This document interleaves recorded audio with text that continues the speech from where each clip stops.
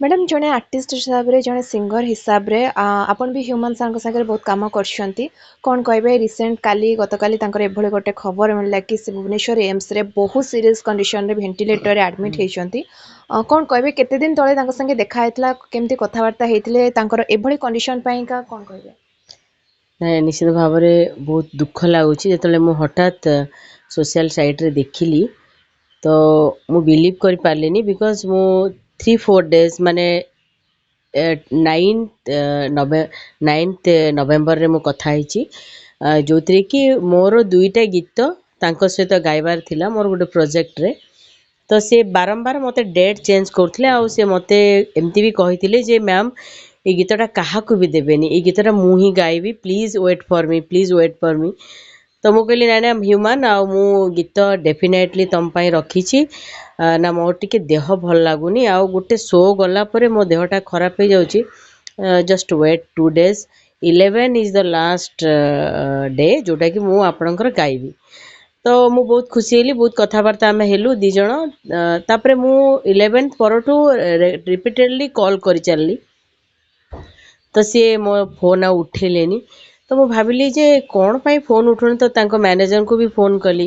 ତ ଏମିତି ଫୋନ୍ ଭିତରେ ଯେମିତି ନ ଉଠେଇଲେ ମୁଁ ନିଜକୁ ନିଜ ଟିକେ ବିରକ୍ତି ଭାବିଲି ଏତେ ଇରେସ୍ପନ୍ସିବଲ୍ କେମିତି ମାନେ ଷ୍ଟୁଡ଼ିଓକୁ ନ ଆସିକି ଏତେ ୱେଟ୍ କରେଇବା ତାପରେ ହଠାତ୍ ମୁଁ ଦେଖିଲା ବେଳକୁ ସେଠି ମାନେ ଟିଭି ନ୍ୟୁଜ୍ରେ ସବୁ ଦେଉଥିଲା ଯେ ସେ ଦେହ ଖରାପ ଅଛି ଦେନ୍ ଭେରି ରିସେଣ୍ଟ ଅଗଷ୍ଟରୁ ସେପ୍ଟେମ୍ବରରୁ ଅକ୍ଟୋବର ସେ ମୋ ଷ୍ଟୁଡ଼ିଓରେ ଗୋଟେ ରେଗୁଲାରଲି ତାଙ୍କ ବ୍ୟାଣ୍ଡର ପ୍ରାକ୍ଟିସ୍ ସେସନ୍ ଥିଲା 1.5 ମାସ ଯାଏଁ ସେମାନେ ମୋ ଷ୍ଟୁଡ଼ିଓକୁ ରେଗୁଲାର ଯିବା ଆସିବା କରୁଥିଲେ that time also I was ଯେ ସିଏ ବହୁତ ୱିକ୍ ଥିଲେ ତାପରେ ମୁଁ ହ୍ୟୁମାନ ସହିତ କଥା ହେଲା ବେଳେ ମୁଁ କହିଲି human what happen take care your health ତ କହିଲେ ମ୍ୟାମ୍ ଟିକେ ଦେହ ଖରାପ ଅଛି ମୁଁ ଟିକେ ରେଷ୍ଟ ନେଉଛି ଠିକ୍ ହେଇଯିବ ତ ସେ ଚାଲିବା ପାଇଁ ବି କଷ୍ଟ ଫିଲ୍ କରୁଥିଲେ ପାହାଚ ବି ଚଢ଼ି ପାରୁନଥିଲେ ତ ମୁଁ ଭାବିଲି ଠିକ୍ ଅଛି ରେଷ୍ଟ ନେଲେ ଭଲ ହେଇଯିବ କିନ୍ତୁ ସେଇଟା ଏଇଠି ପହଞ୍ଚିଯିବ କେବେ ଭାବିନଥିଲି ଜଗନ୍ନାଥଙ୍କୁ ଡାକୁଛି ଯେ କେତେ ଜଲ୍ଦି ସେ ଭଲ ହେଇଯାନ୍ତି because he is the jewel of our Odisha ଆଉ ନଟ୍ ଓନ୍ଲି ଯେ ୟଙ୍ଗ ମାସ୍ ପାଇଁ ଅଲ୍ ଓଭର୍ ଯେତେ ବି ଅଛନ୍ତି ଗୋଟେ ଆର୍ଟିଷ୍ଟମାନଙ୍କ ପାଇଁ ସେ ସବୁବେଳେ ଇନ୍ସପିରେସନ୍ ତ ତାଙ୍କର ଗାଇବା ଷ୍ଟାଇଲ୍ ଆଉ ବିହେଭିଅର୍ ବି ବହୁତ ଭଲ ବଡ଼ମାନଙ୍କୁ କେମିତି ସମ୍ମାନ ଦିଆଯାଏ ଏଭ୍ରିଥିଙ୍ଗ ତାଙ୍କ ସହିତ ମିଶିଲେ ଜଣେ ବୁଝିପାରିବ ତ ମୁଁ ଜଗନ୍ନାଥଙ୍କୁ ଡାକୁଛି ସେ ବହୁତ ଜଲ୍ଦି ଭଲ ହେଇଯାଆନ୍ତୁ ଆଉ ଗୋଟେ ନୂଆ ଲାଇଫ୍ ଆଉଥରେ ନୂଆ ଲାଇଫ୍ ଗୋଟେ ତିଆରି କରନ୍ତୁ ଏତିକି ମୁଁ ନିହାତି ଚାହିଁବି मैडम एमती अल्कोहल नहीं कि मद्यपान करी ओडिशार अनेक आर्टिस्ट मेडिकल एडमिट होती किए एथे भी चली गले कौन कहे अल्कोहल नबाटा कौन निहाती जरूरी आर्टिस्ट मान ନାଇଁ ଆକ୍ଚୁଆଲି ଏଇଟା ଗୋଟେ ଫ୍ୟାସନ୍ ହେଇଯାଇଛି ମାନେ ମୁଁ ଦେଖୁଛି ଯେ ଇଭିନ୍ ମୋର ତ ନିଜର ଗୋଟେ ଷ୍ଟୁଡ଼ିଓ ଅଛି ମୁଁ ଷ୍ଟୁଡ଼ିଓ ବିଷୟରେ ବି ଶୁଣେ ଯେ ଆଲକୋହଲ ତାଙ୍କର ଗୋଟେ ରେକର୍ଡ଼ିଂର ଗୋଟେ ପାର୍ଟ ରହିଯାଉଛି ତ ସେମାନେ କ'ଣ କରୁଛନ୍ତି ଯେତେବେଳେ ମାନେ ରେକର୍ଡ଼ିଂ କରିସାରୁଛନ୍ତି ତ ଇମିଡ଼ିଏଟଲି ଗୋଟେ ଆଲକୋହଲ ନେବା ଗୋଟେ ତାଙ୍କ ପାଇଁ ବାଉଣ୍ଡ ହେଇଯାଉଛି ସେମାନେ ଭାବୁନାହାନ୍ତି ଯେ ପର ଷ୍ଟେପ୍ ତାଙ୍କ ପାଇଁ କେତେ ପ୍ରୋବ୍ଲେମ୍ ହେବ ଆଲକୋହଲ ଗୋଟେ ଗୁଟକା ଗୋଟେ ଆର୍ଟିଷ୍ଟ ମାନଙ୍କର ଗୋଟେ ରେଗୁଲାର ହାବିଟ୍ ହେଇସାରିଲାଣି ତ ମୁଁ କହିବି ଯେ ବାରମ୍ବାର ଏସବୁ ଜିନିଷ ହେଲା ପରେ ବି ପର ମୁହୂର୍ତ୍ତରେ ସେମାନେ ବୁଝୁଛନ୍ତି ପ୍ରିଭିୟସଲି ଏବେ ବି ସେଇ ଆଲକୋହଲ ପାଇଁ Abhijit Majumdar also facing problem ସିଏ ବି ସେମିତି ବିପଦ ପୂର୍ଣ୍ଣ ଅବସ୍ଥାରେ ଅଛନ୍ତି ମୁଁ ସବୁ ଆର୍ଟିଷ୍ଟମାନଙ୍କୁ ଅନୁରୋଧ କରିବି ଦୟା କରିକି ଯେଉଁ ଆମର ଗୋଟେ ଭଲ ଲାଇଫ୍ ଅଛି ଆପଣମାନେ ଏତେ ଆଗକୁ ଯାଇଛନ୍ତି ଆଉ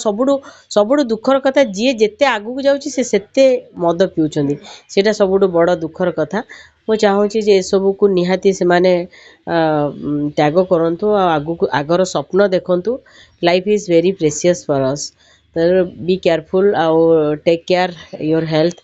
ମୁଁ ଡେଫିନେଟଲି କହିବି ଯେ ଆଗାମୀ ପିଢ଼ିର ସମସ୍ତେ ଦେଖୁଛି ଏମିତି ବି ସିଚୁଏସନ୍ ରହୁଛି ଯେତେବେଳେ ଆପଣମାନେ ଷ୍ଟେଜ୍ରେ ରହୁଛନ୍ତି ଷ୍ଟେଜ୍ରେ ବି ସେମାନେ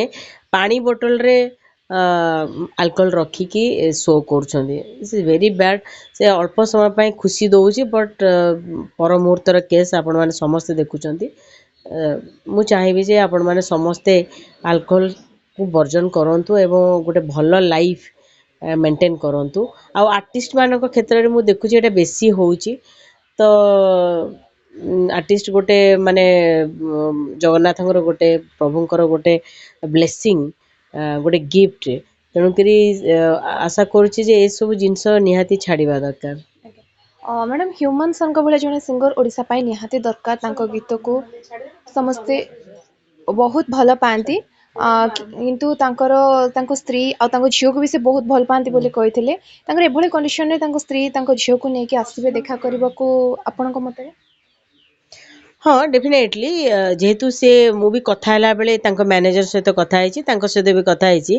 डेफिनेटली हृदय रे एबे भी सेमानक स्मृति अच्छी सब बेले तो आसिके ये ठिया हवा निहाती आवश्यक बिकॉज रिलेशन केबे ब्रेकअप हेले भी सुधा लाइफ लॉन्ग एटा स्टेबल निहाती भाव में हृदय रे रहे मु चाहिए परिवार सपोर्ट करूँ इवन मु ओडिशा रे भी सब कलाकार आ जो माने भी भल पाउछंदी समस्त अनुरोध करी समस्त कंट्रीब्यूशन रहा क्या माँ आज गोटे बाइट देछन जे तांको समस्त निवेदन कर समस्ते हेल्प करंतु मु भी हेल्प करी समस्ते हेल्प करंतु बोली मु आशा करी आरोग्य कामना मैडम कौन कहना चाहिए ने जगन्नाथ को डाकुची से भली आर्टिस्ट माने मु कहे जे ह्यूमन को जे ह्यूमन यू आर द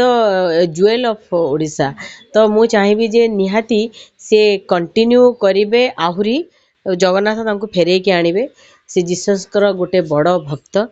मु चाहिए जे तांको समस्ते ब्लेसिंग करंतु से जल्दी रिकवरी हो जाए। Thank you.